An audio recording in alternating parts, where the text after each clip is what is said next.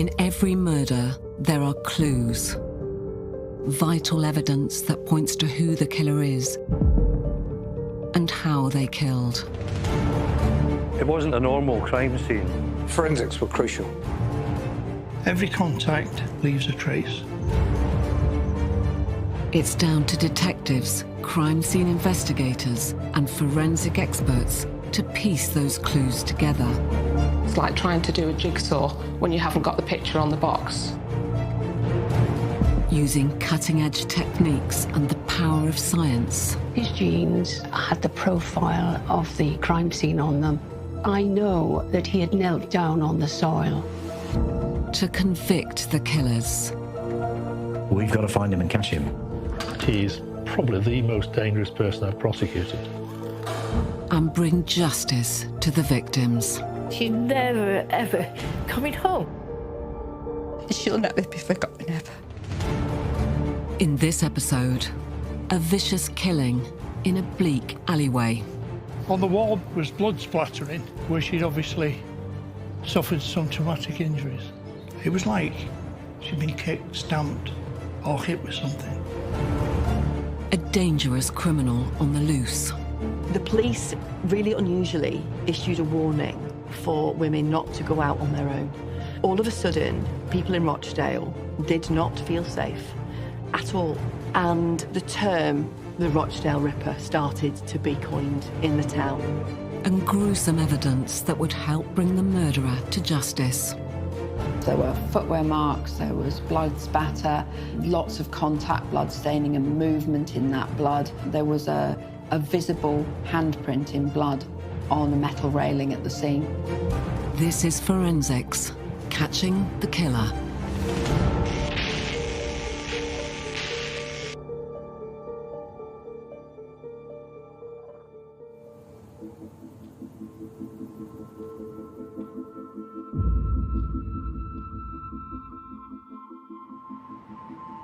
September 2000, Eileen Jawczak was at Weaver's Arms Public House. This building's now changed since then. It's now a mosque.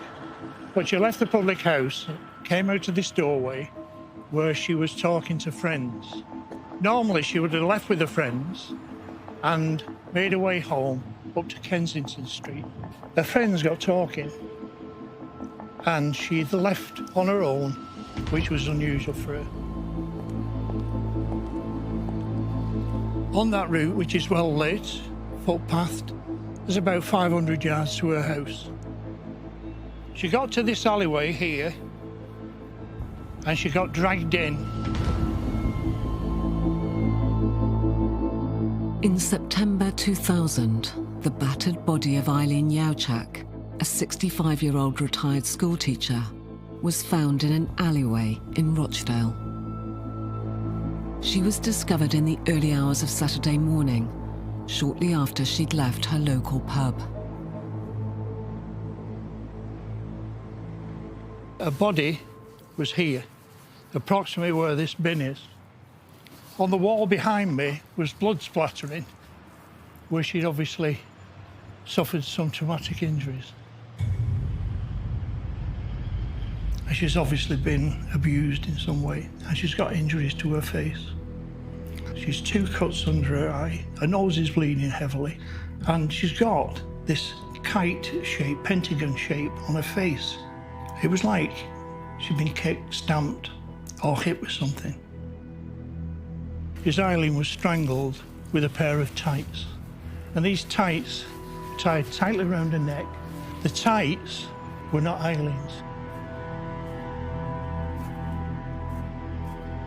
The blouse ripped open, 6 of her white buttons on the floor, and all the bottom part of her body was exposed. Detective Superintendent Bob Huntback was the senior investigating officer, given the job of finding out who had killed Eileen. It's a very difficult thing to understand how a person can end their life after all the service she's given to society as a primary school teacher. And I've dealt with a lot of murders. The level of violence that a human being is willing to place upon another human being is unacceptable. I can't understand it. But in this case, it went beyond that. And I was quite shocked at what I saw. I mean, I was supposed to retire 7 weeks prior to this finishing. I said to the officer, there is no way I'm retiring until I detect this offence. No eyewitnesses came forward immediately, so media appeals could help play an important part in the inquiry. Rochdale was part of the patch covered by Caroline Cheetham for the Manchester Evening News. My job was to knock on doors and to chase stories. You had a mix of people in Rochdale. You had working class, lots of working class terraced houses, warrens of terraced streets across Rochdale, more middle class areas, really some well-to-do areas as well. I would say you hear sort of, salt of the earth a lot, but they were salt of the earth communities. I would have been doing my calls as usual, and fairly quickly the police were putting out information about this murder because it was absolutely horrific, unusual. I should say this was in the days way before social media. So that's not how word was spread then. It was spread because the police or the local community told you. We were told that the body of a woman had been found in an alleyway in Rochdale. The first indications were that this was a stranger attack, which in any town actually, but in Rochdale in 2000 were really, really unusual. What was particularly shocking was an attack of such brutality on a 65-year-old woman. Eileen, she was a retired school teacher. She trained as a teacher at Warrington College, and she'd been to a reunion. Now, Eileen was 65, so this says something about the relationships that she built, that even when she was retired, all those years later, she was still going to reunions back with the people she trained with. So that gives you some context of her as a person, as a lady. I think this community at the time were numb. Maria Kopczyk had known Eileen and her husband John, who were part of Rochdale's sizable Ukrainian community, for over 30 years. This is the Ukrainian Centre, we call it the Ukrainian Social Club, and this is where John and Eileen used to come. She used to come and give me English lessons. I was about 9, 10, so my dad had her to come into the house and give me some extra English lessons to help me at school. And then as the years went on, I babysat for her. I used to take her children to school. When I was 15, she bought me a thick book of William Shakespeare, all of his plays, and I've got that to this day at home. On that day, I went to my mum's because it was my 50th birthday, so they were just having a bit of a family celebration. My husband, he came in and he said, "There's, Eileen Jawczak's got murdered," and it were like, what? And it was a total shock. Things like that don't happen to people, Police needed to establish exactly what Eileen had been doing on the night she was killed. Eileen was enjoying the afternoon out with friends at a reunion. 4:30, she comes home, spends time with her husband, and at 9:30, her husband goes off to the Ukrainian club, and Eileen makes her way as normal to the Weavers' Arms public house on Ashfield Road. She goes in there, she sits down with another couple and spends the evening with a bit of a quiz. There's about 20 people in the pub at the time. 11:15, Eileen decides she wants to leave. She then stands with the couple she normally leaves. This couple live 4 doors away from her on Kensington Street. The couple get engaged speaking to somebody else, so Eileen decides she's going to leave alone.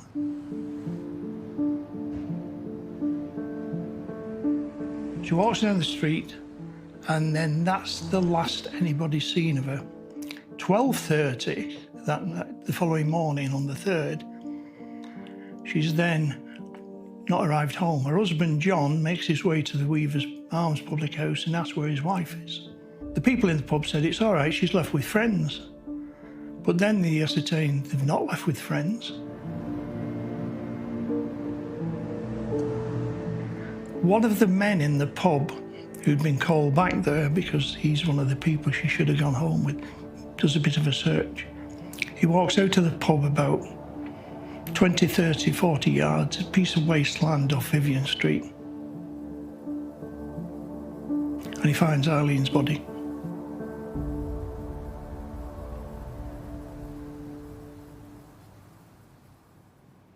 It's probably as well that somebody else found her, not him. John, her husband, because I don't know how it would have affected him if he'd found her. I really don't know. This brutal killer had attacked a vulnerable woman in what seemed like a random attack. And with no eyewitnesses coming forward, it would be forensics that would put police on his trail.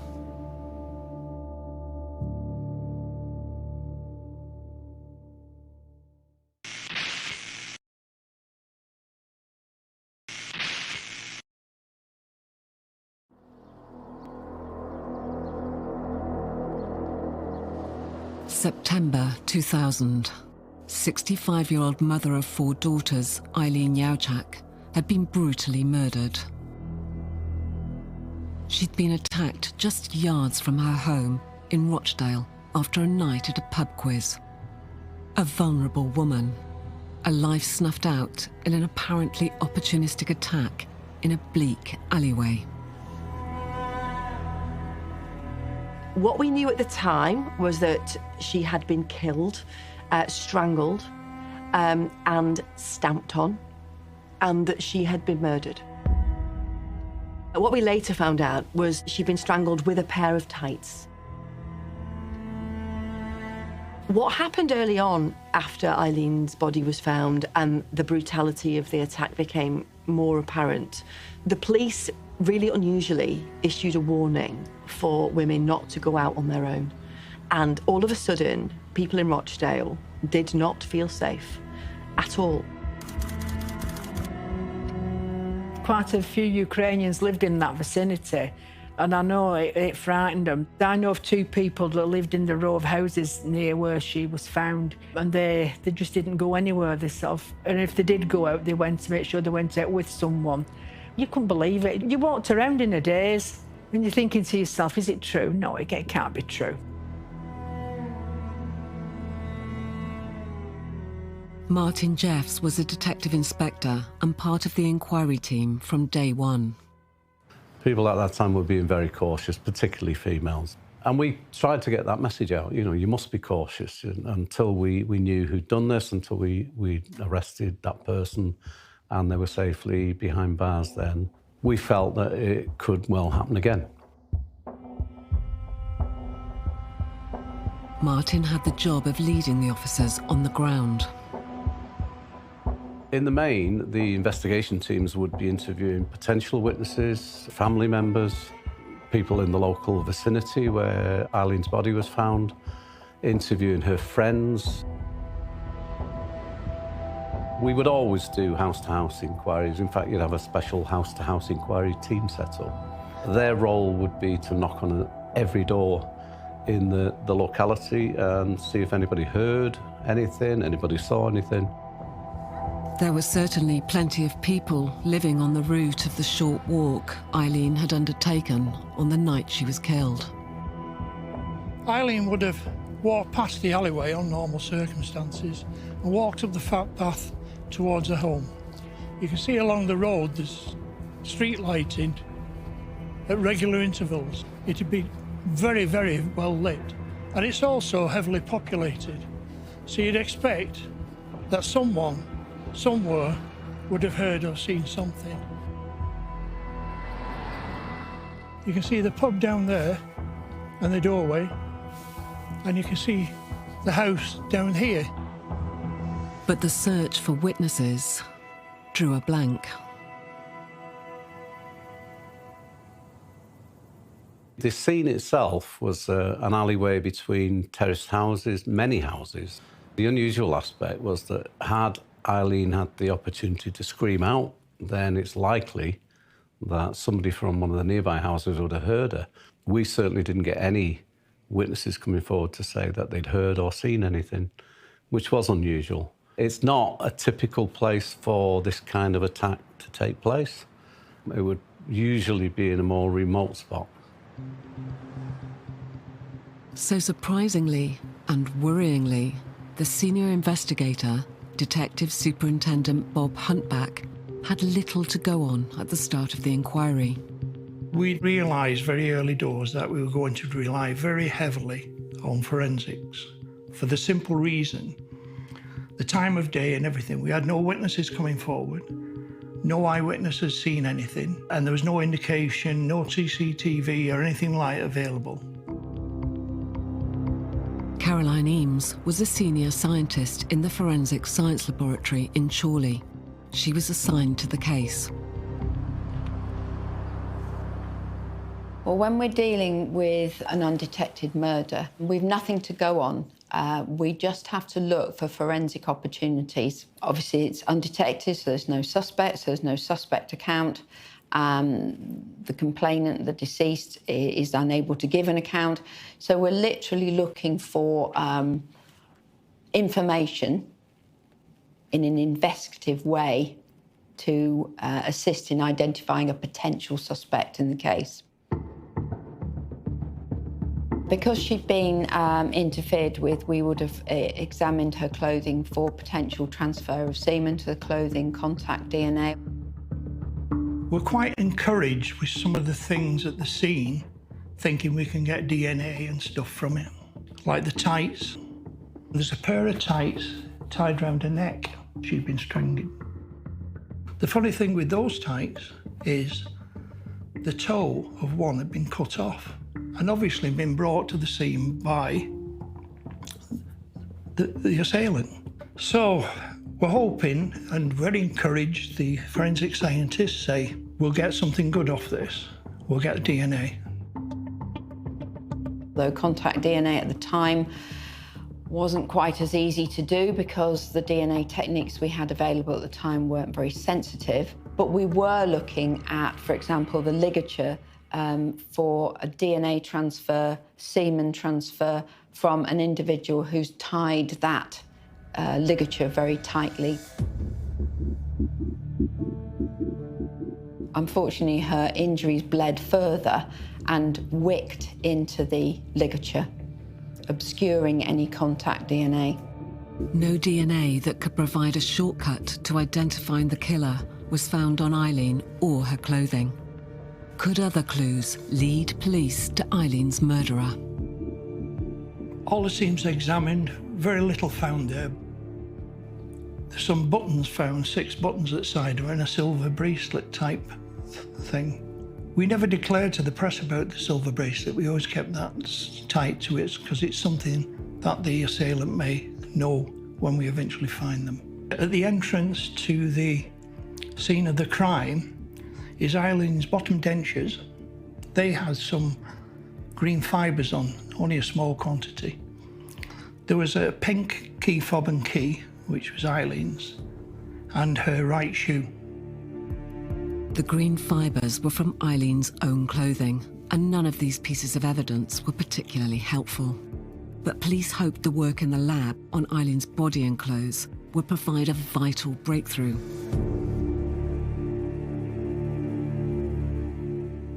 They had to refer back to what they call trace evidence, where they say every contact leaves a trace.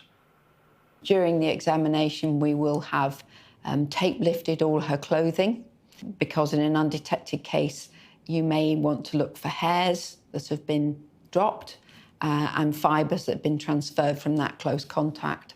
In this particular case, because the opportunities have been lost for DNA transfer, particularly to the ligature, and we found no semen on her clothing, fibre transfer became really important. The tape lifts revealed blue and red fibres that appeared to be from a fleece. We've got all these fibres and everything else, and we've nothing that we can compare it with. That is what they call evidence in waiting. So we're waiting now with this to see what we compare it with at a later date. This forensic evidence required the identification of a suspect if it was to prove useful, but that seemed a long way off. It took another vicious attack and some ingenious forensic jigsaw work to put police on the trail of Eileen Jawczak's killer.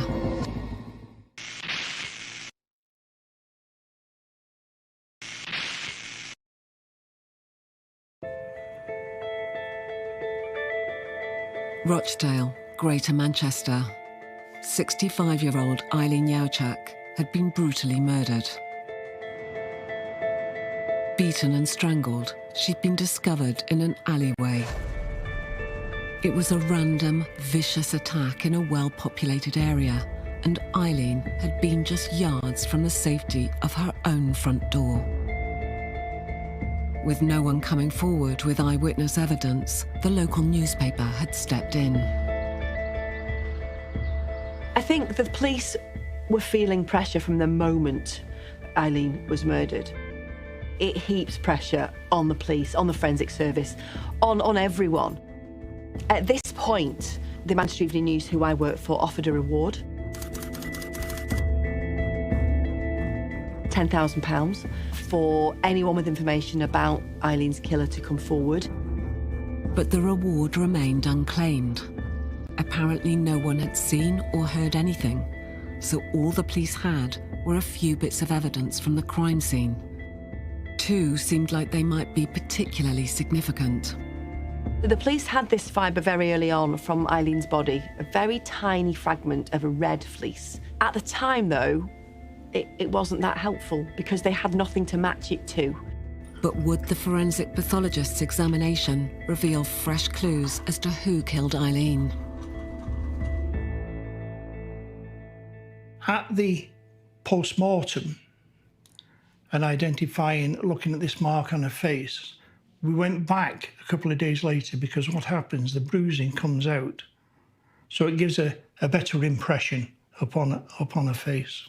The killer probably didn't realise that he had left behind a footprint of his trainer on her face. So it's that stage we sent off the forensic and saying we think it's a footprint, and we weren't getting anything positive back. It came at that stage that I made the decision that we seek help elsewhere. That help came from Derek Tremaine, who worked at the National Injuries Database, then based at Guy's Hospital in London.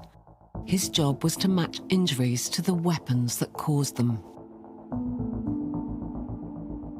My work is to do basically weapon and wound overlay or injury overlay. We normally scan in an image of the injury. I would then scan in an image of the suspected weapon. The team gave us a whole load of pictures to look through. One that I noticed was one that had a mark on Eileen's left cheek, just to the left of the mouth. It was two angled marks with striations going across, which looked like a footwear mark to me. But at that point, they had nothing else. There was no shoes in the frame or anything. What Guy's Hospital really needed was a shoe to match it to. We hadn't got that. Again, it's this evidence in waiting. With the forensics on hold and no eyewitnesses coming forward, the chances of a quick arrest were looking slim. Would the killer strike again, or would he melt away and never be caught? Then, 2 weeks after Eileen's murder, Rochdale citizens learnt of another brutal attack. The police tell us about a vicious rape. This had happened in the town centre, known as Barron Street, and it was a young victim, a young girl, a teenager, attacked. What we knew at that point was that she was alive, but that she'd been raped. It was said that by a witness that The young girl was wearing a red dress. She wasn't. It was blood all over her body. She'd been slashed. The attack happened around a mile from where Eileen had been murdered. Could there be a connection?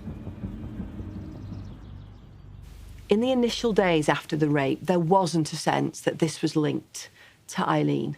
But in the days that started to follow, there did start to be a sense that another attack of this brutality would be really, really unusual in a town, any town, and a town like Rochdale. And the term, the Rochdale Ripper, started to be coined in the town.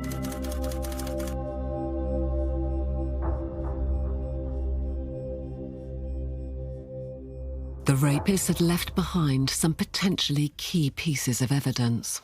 There were footwear marks, there was blood spatter, lots of contact blood staining and movement in that blood.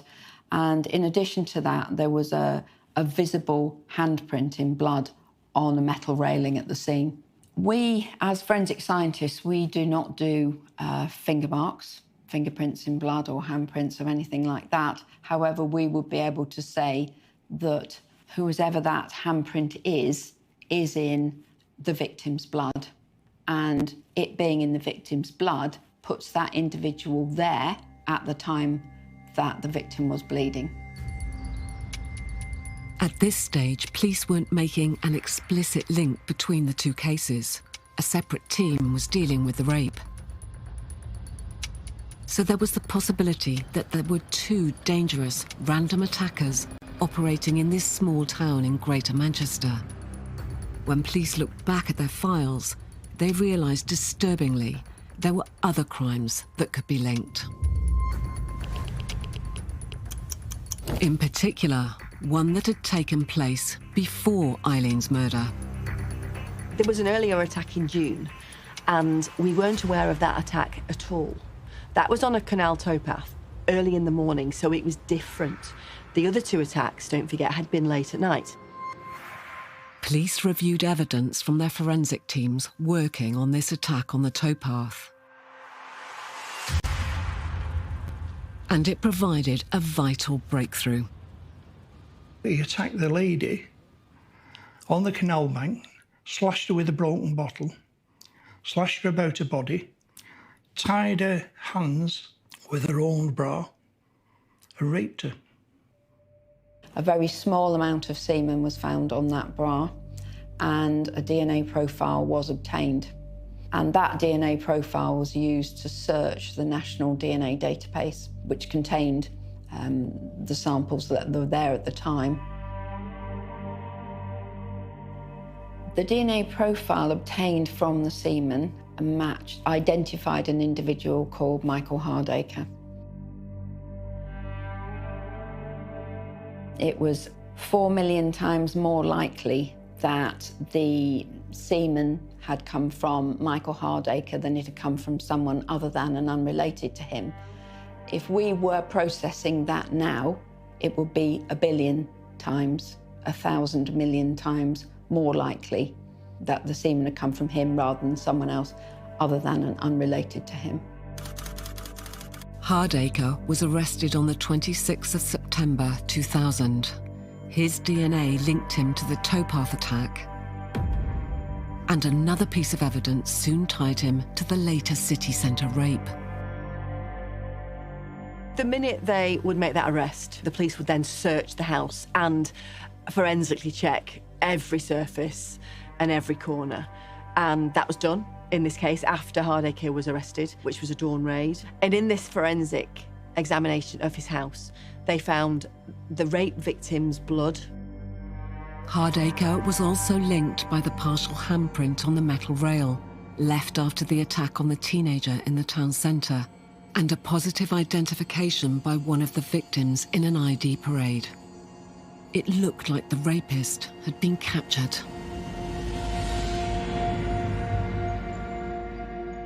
What we subsequently found out about Michael Hardacre was that he was known as Mickey. He was a prolific offender. He was a drug addict, and he needed money to feed that habit. From the age of 13, he's been committing crime, petty crime, And he's been in and out institutions, and prison, etc., most of his life. Never really came to the forefront in relation to serious crime. It was all petty crime. However, he'd got one conviction for an attack on a 76-year-old woman where he assaulted her, not sexually, assaulted her, and stole a handbag. And so he got a conviction for that. He'd come out of prison. He'd only been out of prison 3 months, right, when he did the first attack. 2 other attacks were linked to Hardacre, but was he also the killer of Eileen Jawczak? Was there anything that could tie him to her murder? We examined the MO, so the modus operandi of the offender in those cases, because we were able to speak to the victims. We couldn't speak to Eileen, obviously. He was obsessed with being identified. Each and every person Hardacre had said to them, "Don't look at me." And on one occasion said, "I'll cut your eyes out." He then said, "I've done worse." Now, that resonated with the police because the only attack worse was the murder of Eileen. So this revelation from the victim prompted the SIO in Eileen's investigation to go back and to start looking again at the evidence that he had. And Bob Huntback noticed something the pathologist had missed. The lads in the office used to laugh. I used to carry a magnifying glass in my top pocket. And it wasn't to be like Inspector Clouseau or anything like that. It was purely that I used to take it to examine photographs and things in more detail. But I sat in the office and I looked at the mortuary photographs of Eileen. And I noticed there's 2 tiny cuts at the side of her eyes. Just very tiny. So much so I got the pathologist and we went back to the mortuary and examined Eileen's eyes. Both her eyes had been cut with like a craft knife or something like that. Now that may be because Hardacre may have said to her, "Don't look at me, I'll cut your eyes out." But Eileen was partially deaf. She may not have heard him. Then I went home, showered, back to work at 3 o'clock in the morning, waiting for the lads to come in because this to me now added up. Bob Huntback had established a potential forensic link between the rapes and his murder case. But Hardacre was denying all knowledge of the killing. More definitive evidence would be needed to win justice for Eileen.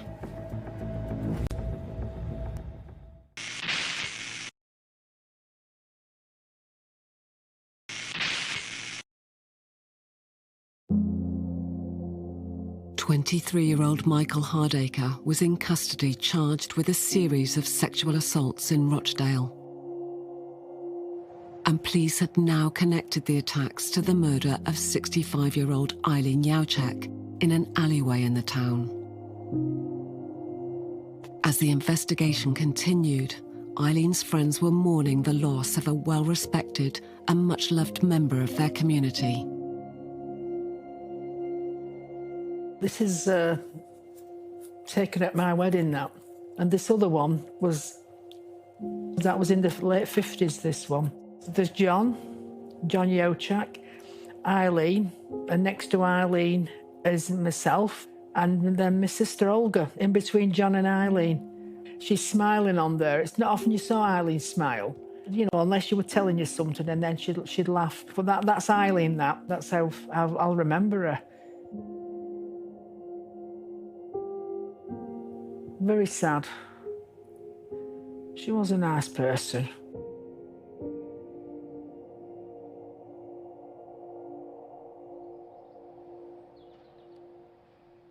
Police were convinced Michael Hardacre had murdered Eileen, but needed direct, incontrovertible links connecting him to her. Scientists have found some forensic evidence on Eileen. Red and blue fibres, apparently from a fleece, and a mark on her face.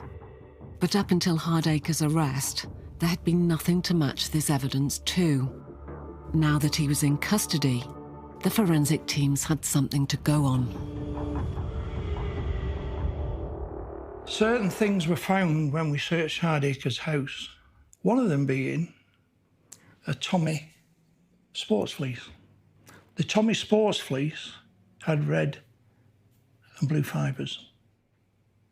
On the tape lifts taken from Eileen Jawczak's clothing and body, we found numerous blue and red polyester fibres, which were found to be indistinguishable in all aspects from the constituent fibres of the jacket taken from Michael Hardacre. And that finding was, in my opinion, at least strong support for the view that it was that jacket that had come into contact with Eileen Jawczak.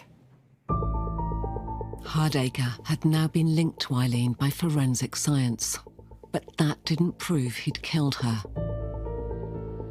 Detectives still needed more evidence.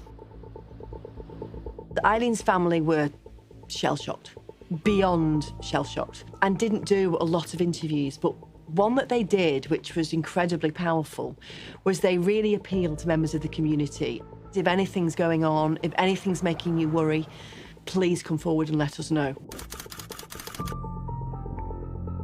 After that appeal was made by the family, a neighbour of Michael Hardacre was aware of a plastic bag of clothing that had been dumped at their house by Hardacre. An acquaintance of Michael Hardacre came in and dropped a carrier bag in at the police station. And just said to the person behind the counter, I suggest you have a look at these. They belong to Michael Hardacre.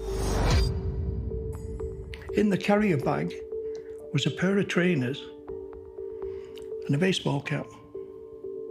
That was like a bit of a eureka moment for us, really, because it was quite unknown that it was going to come in. What they found in the bag was a pair of size 10 trainers that were bloodstained. Scientists matched the blood on the trainers to the town centre rape victim. But was there a direct link to the murder? Were these also the trainers that inflicted the injuries to Eileen Jawczak's face?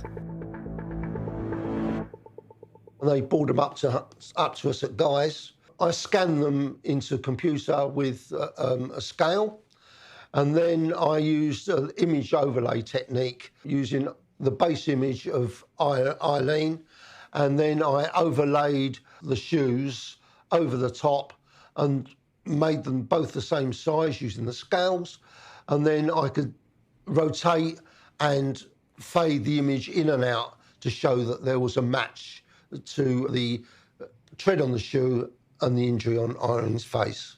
When you get a match like that, it is a real eureka moment. You know, obviously, you can see that it just matches perfectly. And then, obviously, we were ecstatic, so were the investigation team, because they now had a link from Hardacre to Eileen. Once Derek had shown me that evidence and he could categorically say that that impression on Eileen's face came from the footwear, I rang the incident room and I could hear the cheering in the background. It was, I think, the last piece in the jigsaw. And we knew then that we probably could take the information to the CPS and have enough to take him to court. The chain of forensic evidence was complete. There was now enough to charge Hardacre with Eileen's murder.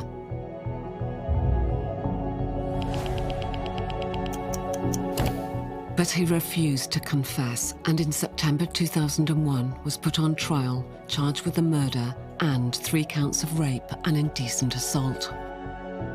Alistair Webster was the prosecuting barrister. As far as the offences are concerned, there are a number of ways you could look at it. Firstly, on a human level, you read through it and you think that this is an appalling set of offences. And then, so having got past that, you've got to have professional detachment. You've got to think carefully about how you're going to present the case, what evidence you need.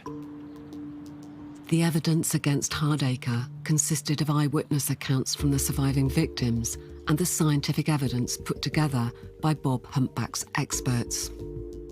I would say that the forensics were the most important strand of the evidence. They wouldn't have stood on their own, but they played such an important part in the chain of reasoning that they were probably the most important strand of evidence. We had semen with his DNA on the bra. We had a pattern matching his trainers on Eileen's face. We had the fibres matching his hoodie on Eileen's body. And we had the fingerprint in the blood of the victim for the final one, plus DNA recovered from his house. It's the combination that nails him. There's no one killer point. Each, if you like, brushstroke is important of itself, but it's standing back and looking at it that gives you the proper picture.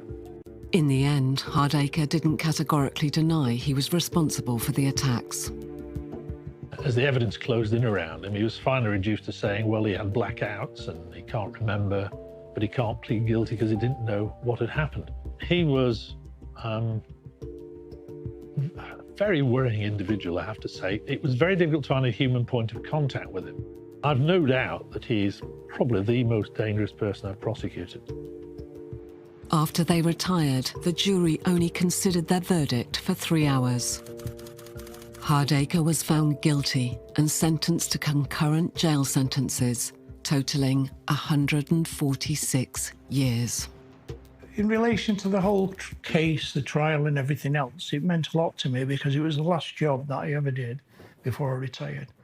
I've dealt with quite a lot of suspicious deaths and murder inquiries and other serious crime. And I think Eileen sticks with me because it's the last one that I ever did. And it's one of the most brutal. We relied heavily on the public and we relied upon the media. And we definitely relied upon the scientists and the forensic side of it.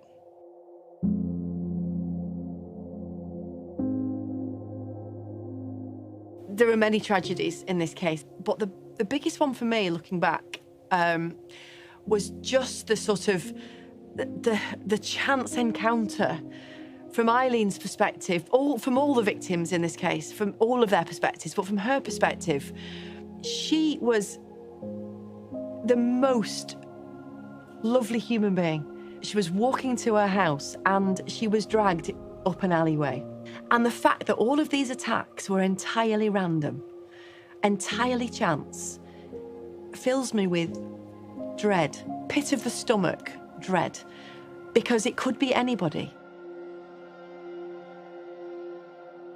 It was awful. It was absolutely awful. I still think about it now. I do think about it now. It's the way it happened. That shouldn't happen to anybody at all. Nobody deserves anything like that at all. When it's a person who's never done any harm to anybody, absolutely no harm to anybody. You've got, brought up 4 daughters and had a husband, and then to go to that, for that to happen, it's awful. It's just, there's no words for it. There's no words for it. Absolutely no words for it.